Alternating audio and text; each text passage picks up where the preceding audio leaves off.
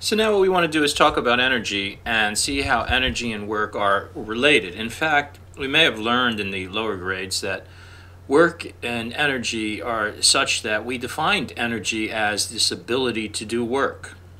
So certainly if something has or possesses this thing called energy, then it has the ability to do some work. It means it can move a force through a distance.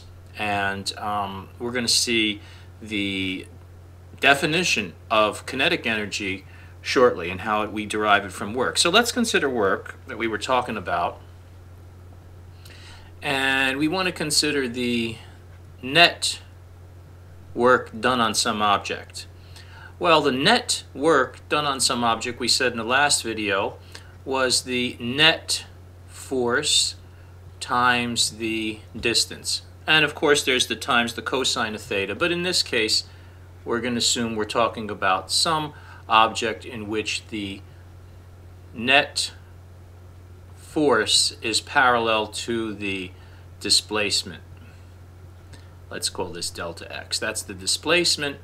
The box is going to move from this position. So this is x initial, this is x final, position initial, position final. It moves some delta x. So in that case, we want to look at the net force, which is the sum of all forces that might be working on the object. We just want to get the sum total, the end result of them all, the net force, and that force is going to be parallel in this case to the displacement, which is going to be in this direction. So the displacement d is going to be in that direction. All right, when that happens, the net force is the net work is the net force times the displacement. The net force, as you remember from Newton's second law of motion, was the mass of the object times its acceleration. And this displacement is just the distance that it's going to move from one position to the other.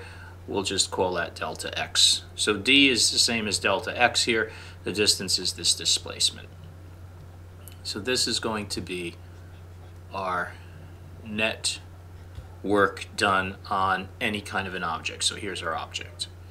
Now if you remember from what we did in chapter 2 and even later in chapter 3, we talked about the equations of motions, and we set up these equations of motions in which one of them was that the final velocity of an object squared is equal to the initial velocity squared plus 2 times the acceleration of the object times the displacement of the object. And in those days we were talking about one-dimensional motion, so we were talking about something that was speeding up or accelerating along an x direction like that. And we were talking about the displacements involved as the delta x here, and the acceleration moving quicker. We had some initial velocity, some final velocity. Well, if we want to look at this piece here and separate that, solving this equation for a times delta x, we get v final squared minus v initial squared divided by 2 is going to equal a delta x. It's just algebra. I subtracted vi squared from this side and I divided both sides of the equation by 2. What I can do then is take this expression here and substitute it for this over here.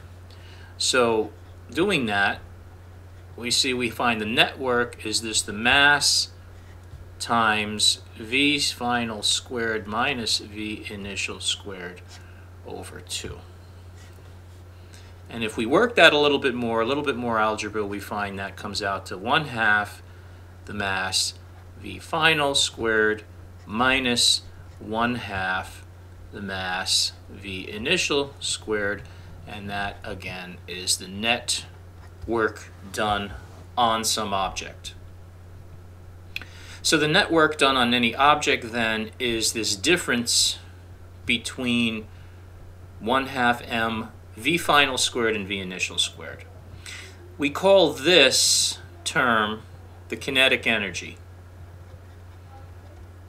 of the object. That's the object's kinetic energy. And if we look at this as the final term, V final squared, and this is the initial, this is the kinetic energy final minus the kinetic energy initial that the object possesses. Work net is the final kinetic energy minus the initial kinetic energy, which is otherwise known as the change in the object's kinetic energy. So the kinetic energy of any object is 1/2 mass times the velocity of the object squared. That's the kinetic energy of any object. We take half its mass times its velocity squared. The change in kinetic energy is equal to the net work done on the object. So if an object is moving along, well, let's say it's not moving along. Let's say it's just resting flat and it's at rest, so it's 0. And then some force comes along on the object and does some work to move the object where it's moving now, and it's got some final velocity. All right, then the work done on the object by this force is going to be the change in the object's kinetic energy. And we would just take the final kinetic energy, which is 1/2 mv final squared, minus the initial kinetic energy, in this case was 1/2 mv initial squared. And since v initial was initially 0, this would simply be 0 in this case. So the work done on this object is the amount of work it takes to, the work done on the object is equal to the object's kinetic energy in this case, because it started with 0 kinetic energy and now it acquired kinetic energy from the work that was put into that object. So we're going to do some examples with this in the next video.